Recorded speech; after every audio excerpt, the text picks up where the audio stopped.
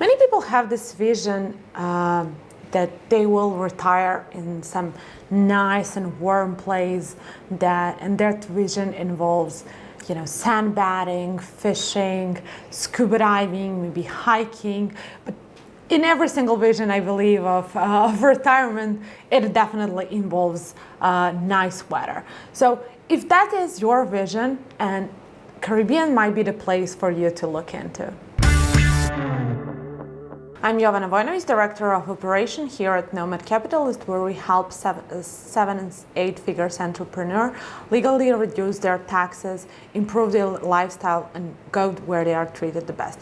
And in today's video, we are going to speak about retirement option within the Caribbean islands and how you can choose from so many options.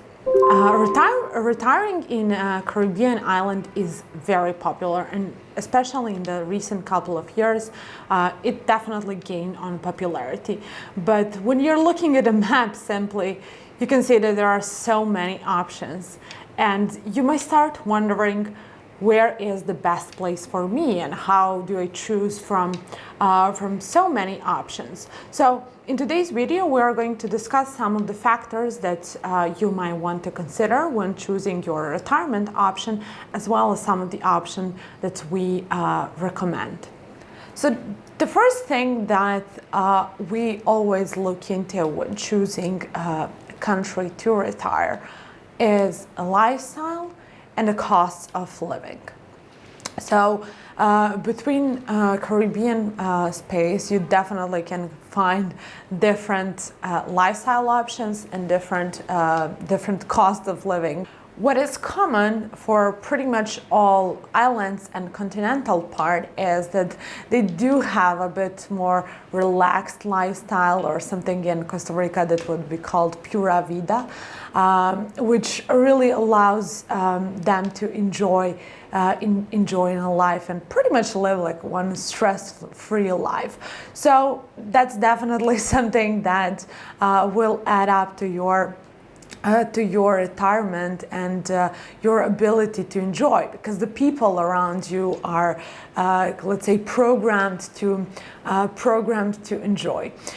In terms of the lifestyle specifically, in most of the places you won't find so many luxury amenities. Obviously, some islands such as Barbados, Bahamas, St. Kitts do tend to have it more, comparing to maybe some continental parts of Costa Rica or Panama, but that is where the difference can lie.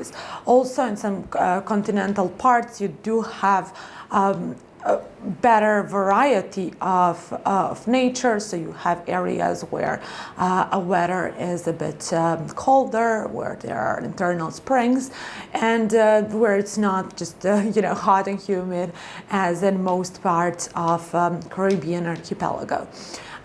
In terms of cost of living, situation is pretty much the same. There is diversity all over the place. So speaking at the parts of Caribbean that have lower costs, that's definitely Dominican Republic, Costa Rica, Belize, Panama. Their cost of life are lower because those are continental countries. They usually have their own agriculture, and it's generally easier to import in those countries. Island part of Caribbean have usually higher price of goods because their islands, the import is more costly, and they do not have so many domestic product as some continental countries are. Similar situation is with rents. Rental properties might go anywhere from $300 per month in Dominican Republic to a couple thousands for one-bedroom apartment in Bahamas or Barbados.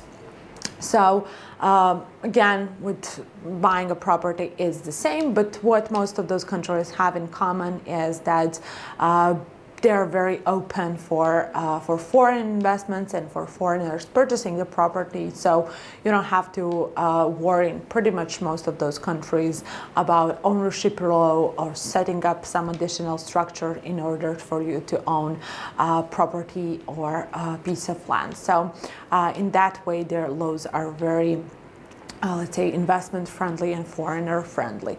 So similar with immigration, most of those countries do have very specific programs for retirees and allow retirees to come in countries by special requirements, usually lower than anywhere else. Again, depending on a country, those programs can start from really a couple $1,000s of monthly income just by demonstrating that you have that monthly income, such as Panama, Belize, and then can go up to a couple $100,000 worth of investment in, for example, Bahamas. As you already know, we spoke a lot on this channel about options to obtain citizenship by investment in some Caribbean countries. So that also might be your ticket to actually set and get a residence permit in some of those countries, such as Antigua and St. Kitts. But what you also have to have in mind when choosing your place to live are tourists. This, can be very, very interesting at first glance, but many of these islands specifically are very popular tourist destinations. So if this is something that kind of annoys you and that you would prefer more local life, you might not necessarily be put off of some of those places, but you might want to choose some of the remote islands. And the third factor that you can consider when retiring in Caribbean is taxation. Most of these countries do have very low or zero taxes. So even though costs of living in some countries might be a bit more expensive than in the US or in Canada or somewhere in Europe, you will be definitely by completely relocating in these places and becoming a tax resident, reducing your taxes. So you might be compensating on the front of cost of living. Obviously, for US citizens, some additional restructuring will be needed. And, if you, for example, are looking into a second citizenship so that you can live in some of these islands, renouncing your citizenship might be the option that will also benefit, that will give you the benefit of lower taxes that these islands have to offer. So, in some front, there might be higher costs of living and more expensive housing, and kind of overall immigration a bit more expensive. But on the other hand, definitely can bring you lower taxes. Some of the places that we've seen in the last couple of years being increasingly popular for retirees, and that kind of ticks all the boxes in terms of costs of living, available properties, property prices, and overall immigration and taxes are notably Antigua and Barbuda and St. Kitts and Nevis, which actually not only have lower taxes comparing to most of Western countries, or they don't have taxes at all, but they also have slightly lower costs of living. You cannot expect to find in those places, super luxury amenities, but you will have plenty of places for scuba diving, golf courses, obviously some luxury hotels and dining places. Also, the properties in those places are a bit on a higher end, but with savings on taxes and costs of living, it definitely compensate.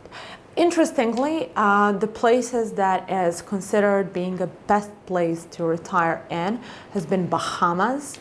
Bahamas do have quite higher requirement for getting in, and in order to get residence in Bahamas, you do have to spend more than $500,000 on a property. Bahamas do have something that is called annual homeowner residence card that allows all homeowners and their families unlimited stay in Bahamas and unlimited entry. Property purchase as well, very straightforward in Bahamas. As we said, most of Caribbean islands are really investment friendly, and they're really looking into facilitating all of aspects of getting immigration cards or purchasing a property really straightforward, because their end goal is to attract those investments. So even though the costs of living in Bahamas are not the cheapest, you will need